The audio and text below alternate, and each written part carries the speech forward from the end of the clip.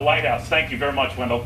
Well, whether the president strikes a deal or strikes out, one of the folks who wants to take his job says, you know what, just default right now because it's eventually going to happen and later things will be a lot worse. Republican presidential candidate, Texas Congressman Ron Paul with us right now. Congressman, a default has all these horrific images and fears attached to it. Overdone or what? Well, I think there are a lot of big problems, and we can't ignore it, but I see the biggest problem is not admitting that the country's bankrupt. If you don't admit that is the true problem, then you're not going to have it. You're going to have this bickering back and forth, and you won't come up with an answer. But when a country the size of ours gets to the point of bankruptcy, the debt is always defaulted on. There's no doubt about it. So, and this has been known as long ago as Adam Smith would argue this case. But there's only two ways you can default. One is through the deflationary process where debt is liquidated, and the other is by debasing the currency. And politically, it's always easier to debase the currency and have the debt liquidated in real terms than it is to say that allow the bankruptcies to come. I mean, we didn't permit the bankruptcies 4 years ago, and the problems got worse. Our debt exploded. So they're terrible choices. But the worst choice is pretending that the bankruptcy isn't before us and we don't have to admit the seriousness of the problem and address it. You know, that's a brilliant point because, you know what I've always been amazed at, Congressman? How we sustained the AAA rating we have for so many years.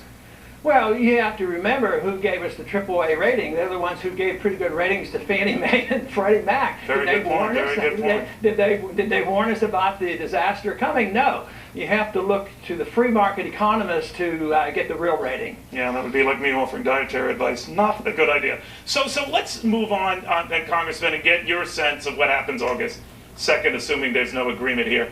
To hear the president tell it, we default. But technically, that's not true, is it?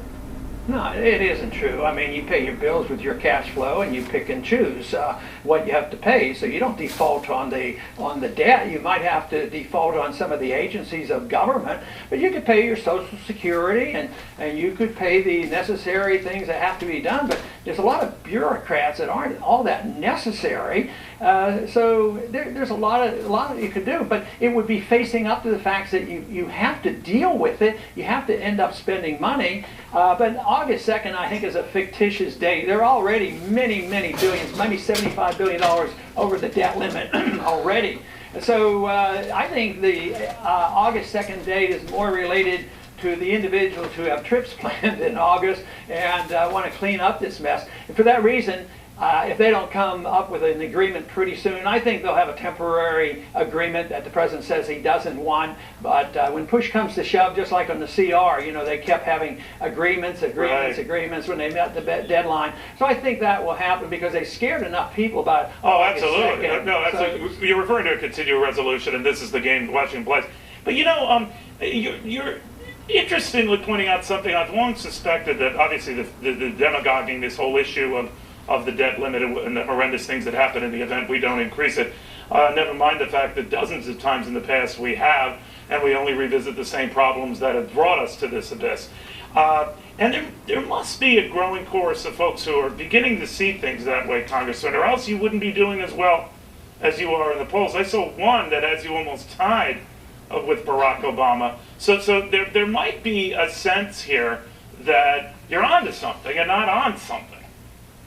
Obviously, we are onto something. It's something called the American tradition. So it's not that I have anything brand new, but I'm trying to revive the American tradition of individual liberty and self-reliance and sound money and a sensible foreign policy and, balancing a budget and living within our means. So that's not too strange. But because the country's in such bad shape, they are looking toward us. But I think the reason I do well with independents and Democrats is because I work with independents and Democrats on issues like transparency of the Fed, a foreign policy that is different, monetary policy where we just don't print money when we need it, and actually seriously talking about a balanced budget. So that has an appeal, as well as on civil liberties. Most conservatives give lip service to it, and liberals do as well. But people have had their liberties violated when you think of what the Patriot Act is doing and what we put up with. No, I agree with you. I don't want to go to those issues if you don't mind, sir, but I do want to raise one with you concerning this budget impasse and the president's performance last night that I kind of likened to a sort of a Rod Serling moment. It was bizarre, and we were covering it live on Fox Business, which, Congressman, if you don't get, you really should have had. But I digress. And one of the themes that kept coming up was how angry and disappointed he was at Republicans for bringing us to the brink. If there was a demand on the part of the president, as he essentially said, get in here right now, I want to talk to all of you guys and settle this, would you go?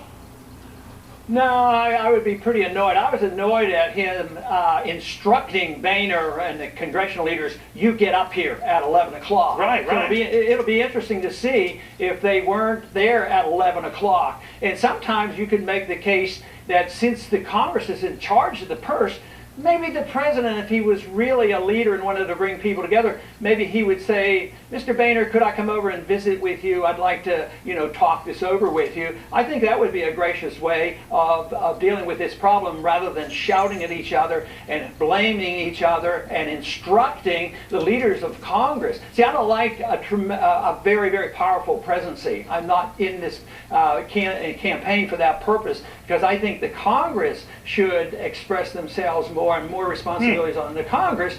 So I would treat this quite differently than the attitude of the president is currently doing. All right, Congress, it's always a pleasure. Thank you, sir, very, very much.